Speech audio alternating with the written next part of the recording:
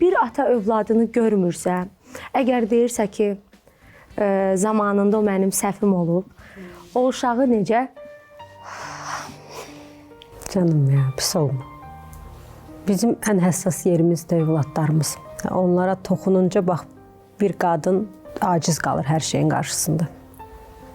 Yəni necə deyə bilərsən ki, atasından fəxr edir, edir. Edəcək də. Bu mənim analıq borcumdur.